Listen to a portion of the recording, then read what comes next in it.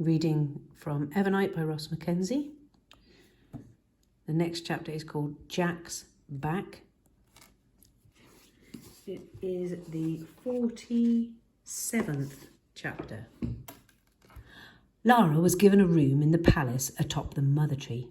That night, after a meal of freshly baked bread and fried fish with herbs and butter, she retired to her chamber, her head filled with so many thoughts and wonderings she thought that they might begin to leak from her ears. A knock on the door.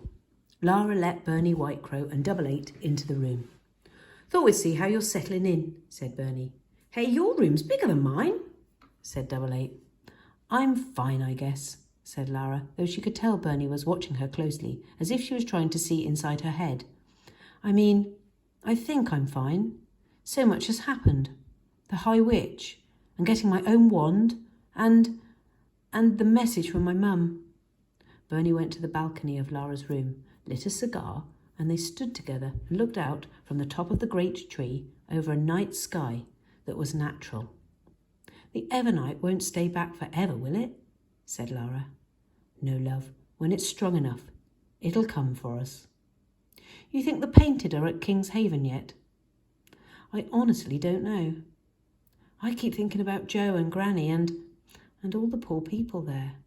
I want to help them." "You think you can?" said Double Eight. Moonwing came down from somewhere high in the branches, landing on her shoulder. Lara stroked him, and with her other hand she held the locket. Mum was in the Doomsday Coven. It was her duty to protect Moonwing, to see the spell if it was ever needed. And she passed that duty to me. Bernie took a deep breath, letting it out slowly. "We're all right beside you, Lara. And I don't know what to do." "Well, that's why you have friends, Lara, to help you." Lara felt hot tears spill from her eyes. "I'm frightened. Mum said something. She said something about using my soul to make the spell work." Something else was bothering her too, eating into every thought. Mum had said that if Lara ever did use the spell, she might not come back. What did that mean? Was she going to die? Did she have to give up her soul forever? As troubled as she was, Lara could not tell Bernie or Double Eight about this, because there was enough to worry about, wasn't there? And Bernie had lost so much already. There was a long silence. "If I was to guess," said Bernie, "I'd say that the Coven were all connected to Moonwing through their souls. That must be why he only comes to life when you're around. It's genius, really. It means nobody outside the Coven can ever use it while any member of the Coven is still alive. That's why they were hunted, I'm afraid, to send their souls to the next life and break the connection with the spell. And it's why you're in danger." They stood in silence, watching the milky band of stars twinkle across the sky.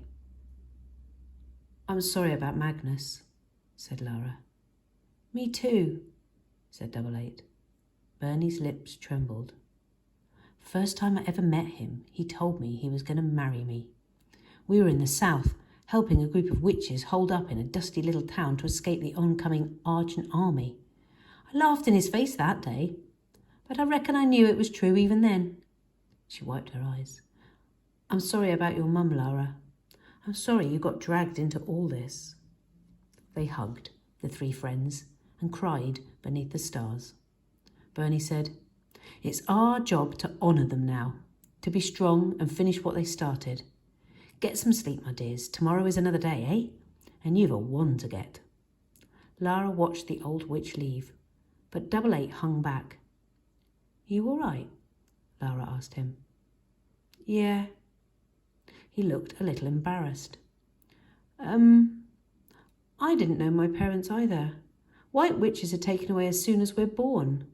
I've probably walked past my mum in the street and never even knew it."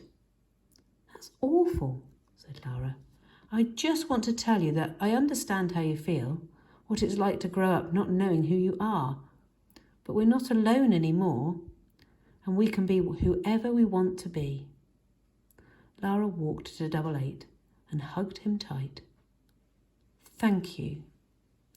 She stayed on the balcony for a while after he left, wrapped up warm, breathing the night air. Moonwind spun swiftly through the branches, the gold of his wings catching the light, and Lara chuckled at his antics as he played, until tiredness weighed heavy on her, and she went inside. Time for bed. Tomorrow she'd get her wand and... The sound of silk wings, of something heavy, landing on the balcony. Lara spun round and saw the shadowless man come towards her.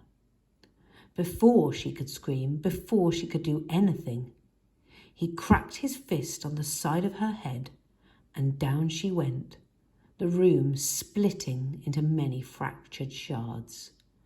"No!" she managed to say, reaching out, realising he held Moonwing tight in his hand. He kicked her hand away, put his foot on her throat, and she gasped and choked as he pressed down. "No more running," he told her. "Shadow Jack's here, and it's time to end this. Don't struggle, girl." Something nightmarish happened then. The shadowless man opened his jaw so wide it seemed his face would tear in two. In the vast dark cave of his mouth there were rows and rows of needle-sharp teeth.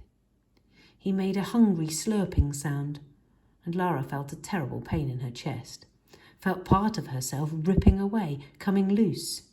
She tried to scream, but she could not gather the air. There was a hollow, empty ache deep in her chest, and she knew, with a moment of terrifying clarity, that he was taking her soul. It began to leave her, to break through her flesh. She could see it, the glow of it, and staring into his dark mouth was like staring into a place beyond time, beyond the world she knew.